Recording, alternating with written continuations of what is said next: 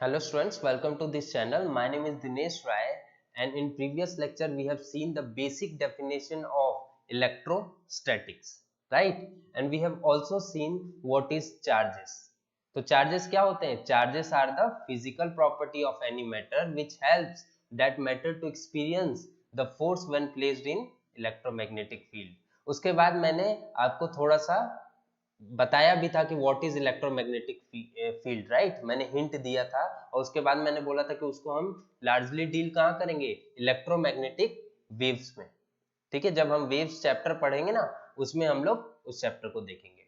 उसके बाद हमने देखा था कि प्रॉपर्टीज ऑफ चार्जेस क्या होते हैं, जिसमें एक इंपॉर्टेंट प्रॉपर्टी था कि SI unit of charge is Coulomb.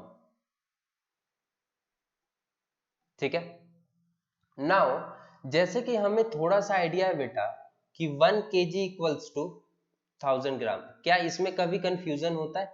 नहीं, कभी कंफ्यूजन नहीं होता। कभी भी हम शुगर लेने जाते हैं 1 kg शुगर मांगते हैं और हमें आइडिया लग जाता है, उसकी हमें हैबिट हो चुकी है। बट अगर मैं कहूं कि कुलॉम क्या है, कुलॉम तो एसआई यूनिट है चार्ज का, बट एक कुलॉम में कितने चार्जेस होंगे? जैसे 1 kg में 1000 ग्राम है और हमने उसको देखा भी है, वैसे हम अगर पता लगाएं कि एक कुलॉम्स में कितने चार्ज होंगे ताकि हमें थोड़ा सा फिजिकल सिग्निफिकेंस, ताकि हमें थोड़ा सा कुलॉम्स का फील आ पाए। ठीक है, तो आइए उसको आज हम डिराइव करेंगे इस लेक्चर में। ठीक है, तो हमारा जो एम है वो क्या है बेटा? Aim is to find 1 coulomb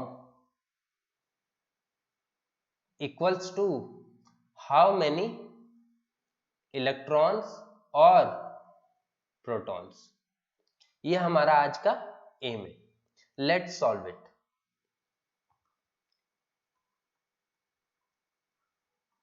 right, according to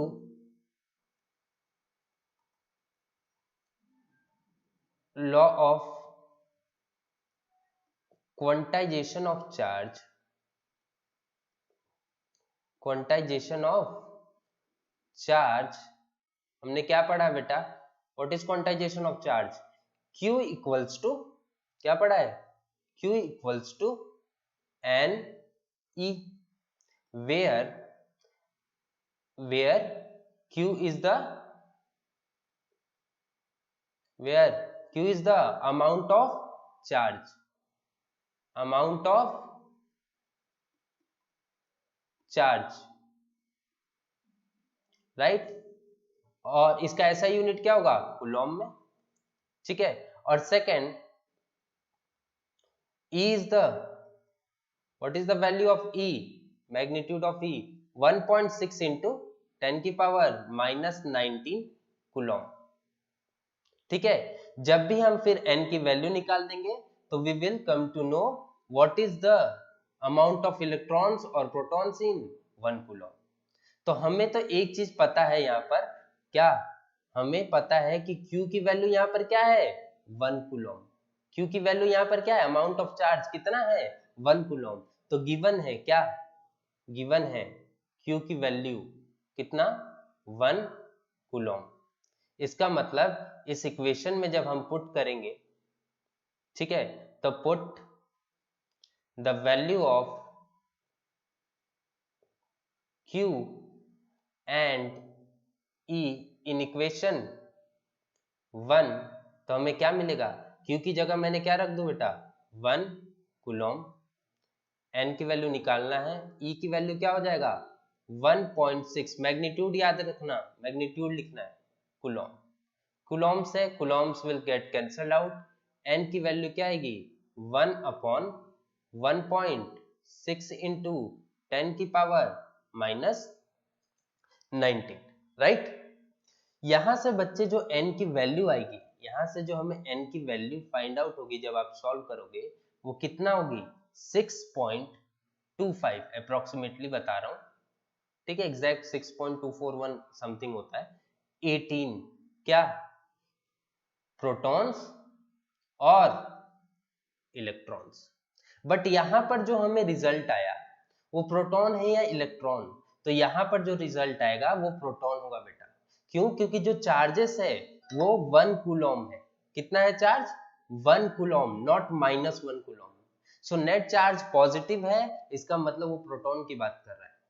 अगर n की वैल्यू नेगेटिव होगी, यहां से समझते हैं, अगर n की वैल्यू पॉजिटिव है तो इसका मतलब 6.25 इंटू 10 की पावर 18 प्रोटॉन, और अगर n की वैल्यू नेगेटिव है तो 6.25 इंटू 10 की पावर 18 इलेक्ट्रॉन। इतना डाउट है तो पूछो, कमेंट बॉक्स पे लिखो अगर इतना डाउट है तो, नहीं तो आगे बढ़ते हैं। चलिए आगे बढ़ते हैं, आई होप आपको डाउट नहीं है बेटा, है ना। अब यहां से सबसे पहले हम ये जानते हैं कि यहां से हमने ये फाइंड आउट कर लिया कि 1 कूलम इक्वल्स टू 6.25 इंटू 10 की पावर 18, क्या, प्रोटॉन और इलेक्ट्रॉन। नेगेटिव साइड होगा तो इलेक्ट्रॉन, पॉजिटिव साइन होगा तो प्रोटॉन। लेकिन कम से कम हम इस तरीके से आइडिया तो लग गया कि एक कूलम में कितने प्रोटॉन या इलेक्ट्रॉन होते हैं, 6.25 इंटू 10 की पावर 18।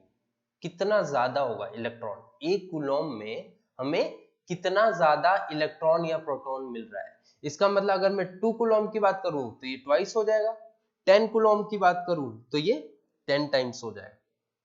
ठीक है, तो that was the physical significance of coulomb. ठीक है, आइए इसको थोड़ा सा और फिगर वाइज समझते हैं। इसको नोट कर लेना बेटा, पॉज करके वीडियो, है ना, नोट्स बनाते चलो। जेई नीट अगर निकालना है तो नोट्स आपको ये काम आएंगे, इस बात की गारंटी दे रहा हूं। और हर एक लेक्चर को, कोई भी लेक्चर को आप स्किप मत करना, क्योंकि कोई ना कोई पॉइंट आपको न्यू मिल जाएगा। ठीक है, तो be patient and watch all the lectures. ठीक है, और अगर पसंद आए तो सब्सक्राइब भी कर देना। ठीक है, आइए यहां पर बेटा मैंने कहा एक बॉक्स ले लिया, 2 बॉक्स से समझते हैं।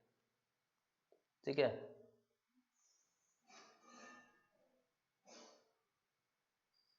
यहां पर 1 कूलम चार्ज में इसने क्या कह दिया, 1 कूलम अगर मैं चार्ज की बात करता हूं तो यहां पर कितने इलेक्ट्रॉन्स हैं या प्रोटॉन, 6.25 ऐसे इलेक्ट्रॉन जो होंगे इसके अंदर।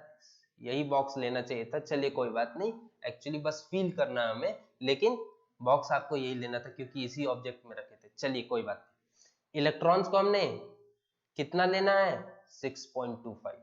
एक कूलम्स में कितने इलेक्ट्रॉन्स होंगे, 6.25 इंटू 10 की पावर 18 इलेक्ट्रॉन्स।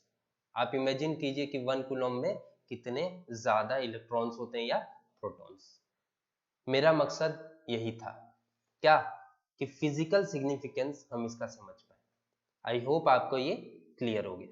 ठीक है, आइए हम आगे बढ़ते हैं।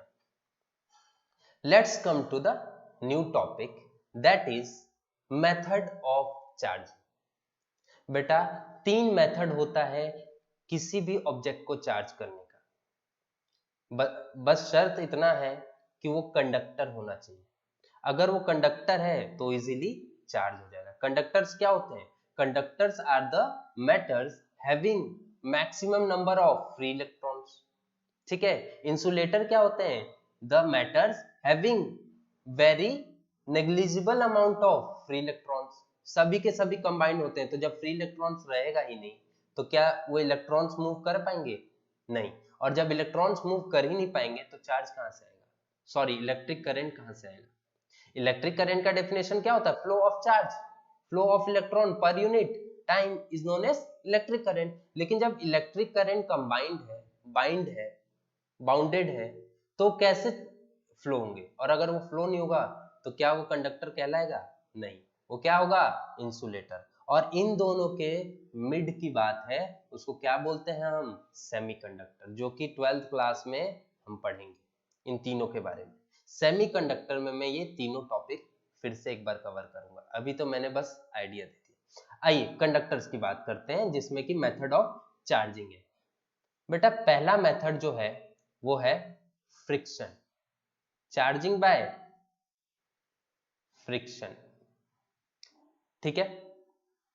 सेकंड जो है bye conduction, got it. And third by induction, ठीक है। यहां पर फिर मैं बाय क्यों ना लिख दूं, है ना। आइए बाय फ्रिक्शन, ठीक है। यानी किसी भी ऑब्जेक्ट को, कंडक्टर को तीन तरीके से हम चार्ज कर सकते हैं, by friction, bye conduction, by induction.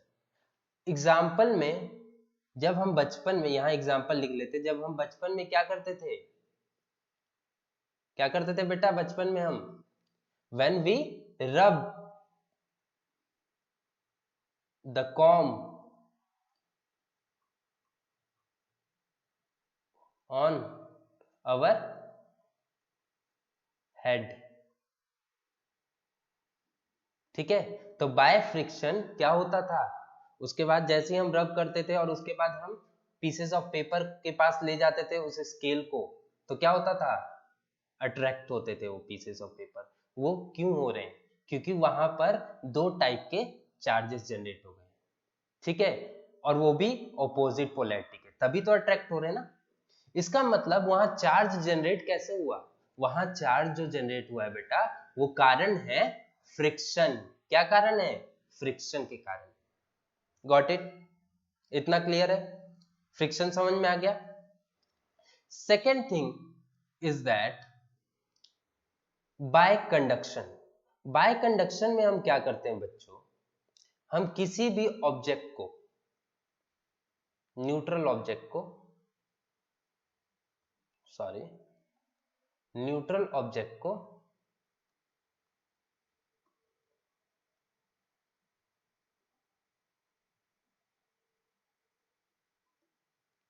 Neutral object मतलब आप क्या समझते हो, number of protons is equals to number of electrons. जिसने प्रीवियस लेक्चर नहीं देखा है उसको ये बात नहीं भी समझ आएगी, इसीलिए बार बार बोल रहा हूं, प्रीवियस लेक्चर देखिए और उसके बाद इस लेक्चर पे आइए, आपको हर चीज कनेक्ट होगा, ठीक है। इसका मतलब न्यूट्रल ऑब्जेक्ट में बच्चों क्या होता है, न्यूट्रल ऑब्जेक्ट में नंबर, यहां पे मैं फिर से लिख दे रहा हूं, number of protons is equals to number of electrons. बात समझ में आई। लेकिन हम इसमें चार्ज कैसे करेंगे, यहां पर अगर मैं कहूं कि ग्लास रॉड को ला दिया जाए, वही ग्लास रॉड जो कि बेंजामिन फ्रैंकलिन ने एक्सपेरिमेंट टाइम पे यूज किया था, जहां पर उसने सिल्क से उसको क्या किया था, रब किया था। ग्लास रॉड को और सिल्क को जब उसने आपस में रब किया तो फ्रिक्शन से अगेन चार्ज प्रोड्यूस हुआ था। तो यहां पर तो हमें एक और एग्जांपल मिल गया, क्या मिल गया, example 2, glass rod and silk cloth, जो कि हमने फर्स्ट लेक्चर में पढ़ रखा है। तो ये दो एग्जांपल्स देखे हमने। अब बेटा इसी ग्लास रॉड में आपको और याद होगा तो बताइए, ग्लास रॉड पे क्या चार्ज आता था, ग्लास रॉड पे आफ्टर रबिंग क्या चार्ज आता था, पॉजिटिव चार्ज, और सिल्क क्लॉथ पे नेगेटिव चार्ज आता था। तो मैं इसी ग्लास रॉड की बात कर रहा हूं कि इस ग्लास रॉड को बेटा हम क्या करते हैं, हम इसको यहां पर ला देते हैं, ठीक है। तो मैंने क्या किया, पॉजिटिवली ग्लास रॉड को इसके पास लाया और इससे पॉइंट ऑफ कांटेक्ट बिठाया, मतलब इसको मैंने जस्ट थोड़ा सा टच किया। जैसे ही मैंने टच किया तो जो पॉजिटिव चार्जेस होंगे बेटा वो क्या हो जाएंगे, ट्रांसफर। और ये जो न्यूट्रल था अब यहाँ पर क्या हो गया, excess of protons. excess of positive charge. So by conduction, now this object have become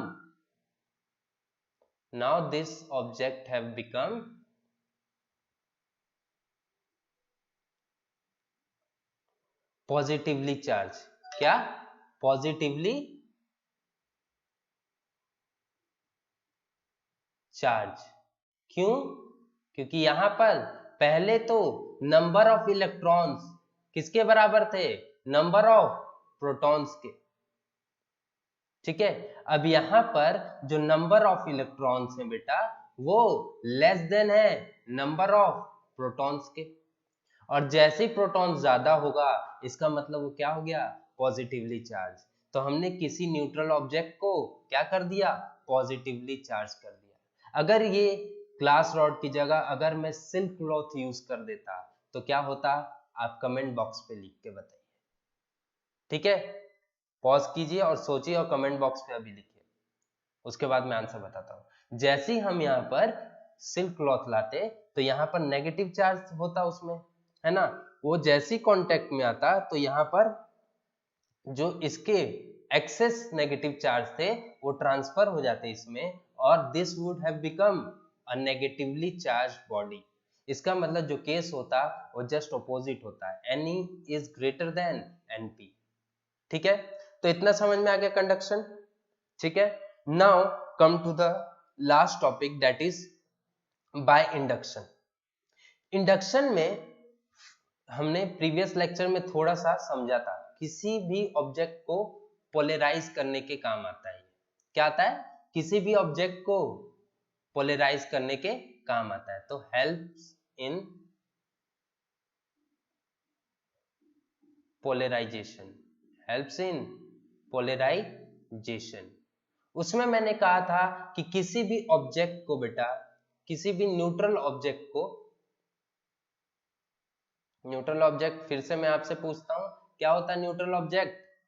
number of electrons is equals to number of protons. ठीक है, तो this is neutral, that's why हम यहां पर क्या करेंगे? Number of, just a minute, number of protons is equals to number of electrons, यानी जितने प्रोटॉन्स होंगे उतने इलेक्ट्रॉन्स हुए. ठीक है, और यहां पर लिख देंगे क्या? Neutral object. इतना समझ में आ गया सर? अब बेटा मैंने क्या किया यहां पर, इस न्यूट्रल ऑब्जेक्ट के पास, नॉट इन कॉन्टेक्ट, सिर्फ पास कौन सा ऑब्जेक्ट लाया? एक नेगेटिवली चार्ज बॉडी ला दिया. क्या ला दिया? Negatively charge body. ठीक है, नेगेटिवली चार्ज बॉडी का मतलब ये नहीं कि सिर्फ उसमें नेगेटिव चार्ज होगा, उसमें जो नेट चार्ज होगा वो नेगेटिव होगा. इसका मतलब इलेक्ट्रॉन्स की जो अमाउंट होंगे वो प्रोटॉन से ज्यादा होंगे. ठीक है, बट ऐसा नहीं है कि टोटली प्रोटॉन्स जो होंगे वो एब्सेंट होंगे, कम होंगे. ठीक है, तो बाय इंडक्शन यहां पर जो, जैसे कि हम प्रॉपर्टी जानते हैं, क्या जानते हैं कि unlike charges attract each other, like charges repel each other. तो यहाँ पर suppose maximum negative charges suppose क्या है ही, क्योंकि ये नेगेटिवली चार्ज बॉडी है, ये क्या है? Negatively charge body. तो यहाँ पर n जो होगा इलेक्ट्रॉन का अमाउंट जो होगा वो ज्यादा होगा प्रोटॉन से, तो ये क्या करेगा? This will attract positive charges, this will attract positive charges towards it. But हमने कांटेक्ट में नहीं लाया, तो क्या ये चार्ज मूव कर पाएंगे इस पे? नहीं. तो क्या होगा उसके साथ साथ, आइए देखते हैं इसके साथ क्या होगा. अगेन इसके साथ क्या होगा बेटा? जो चार्ज है पॉजिटिव वो इस तरफ जाने की कोशिश करेगा, राइट? क्योंकि unlike charges attract each other, तो यहाँ नेगेटिव ज्यादा है तो पॉजिटिव वाले इस तरफ जाएंगे, नेगेटिव वाले इस तरफ आएंगे. क्यों? क्योंकि like charges repel each other, और जो बीच में होगा वो क्या होगा? Neutral face. तो हमने यहां पर देखा कि बाय इंडक्शन दो पोल्स बन गए. कौन कौन से? एक नेगेटिवली और दूसरा पॉजिटिव पोल. एक नेगेटिव पोल बन गया, दूसरा पॉजिटिव पोल। ठीक है, आइए इसको हम यहाँ पर एक बार और देख लेते हैं, क्योंकि यहाँ पर आई थिंक कैमरा आ गया है। ठीक है, तो यहाँ से मैं आगे बढ़ रहा हूँ। यहाँ पर क्या आया है, इस ऑब्जेक्ट में क्या होगा, ये जो पास आया है बेटा बट कांटेक्ट में नहीं है, तो क्या इलेक्ट्रॉन्स यहाँ से नेगेटिव चार्ज जो चार्जेस हैं वो क्या इसके पास चले जाएंगे? नहीं, क्योंकि कांटेक्ट नहीं है। अगर कांटेक्ट में होता तो वो तो कंडक्शन हो जाता ना, बट कांटेक्ट में नहीं। तो यहाँ पर क्या होगा, सिर्फ अट्रैक्ट होगा, जो पॉजिटिव चार्ज है वो अट्रैक्ट होगा और नेगेटिव चार्ज रिपेल होगा। तो जो कंडीशन आएगा वो किस तरीके से आएगा, वो कंडीशन ऐसा आएगा कि पॉजिटिव चार्ज जो होंगे वो इस तरफ आ जाएंगे, राइट, और नेगेटिव चार्ज जो होंगे वो इस तरफ आ जाएंगे। बात समझ में आ रही है बेटा? Very good. पॉजिटिव चार्ज इधर, और कुछ कंडीशंस ऐसे होंगे जो कहीं नहीं जाएंगे। क्यों? क्योंकि इधर भी सेम अमाउंट ऑफ फोर्स है, इधर भी सेम, मतलब ये जो कंडीशन बनेगा वो न्यूट्रल हो जाएगा। यहाँ पर हमने देखा कि bye the process of induction हमने दो टाइप के चार्ज बना दिए, दो टाइप के पोल बना दिए, negative pole and positive pole, और इसी को तो क्या बोलते हैं, प्रोसेस ऑफ पोलराइजेशन। इसीलिए by the process of induction we can make the any object polarized. इतना समझ में आ गया? इस चीज को यहाँ जो मैं समझाया था वही चीज यहाँ पर समझाया हूँ, वही चीज बताया हूँ, क्योंकि यहाँ पर आई एम श्योर कि वहाँ कैमरा है। ठीक है, वहां पर मैं आ रहा हूँ। ठीक है, इतना क्लियर हो गया? ठीक है, अगर क्लियर नहीं होता है तो कमेंट बॉक्स पे लिखिए, I will again clear it. इतना समझ में आ गया? ठीक है, अब द थिंग इज दैट कि now there is one more topic, that is electroscope. Electroscope कुछ नहीं है बेटा, इट इज एन इंस्ट्रूमेंट, ये बहुत इंपॉर्टेंट है। It is an instrument, it is an instrument that measures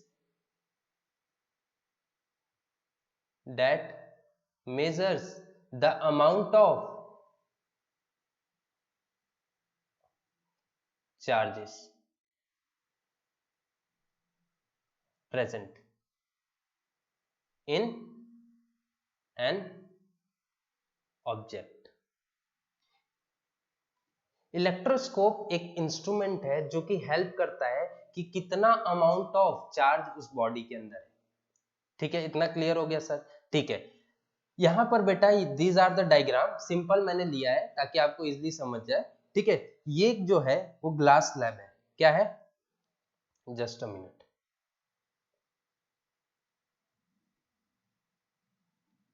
ये क्या है बेटा? ग्लास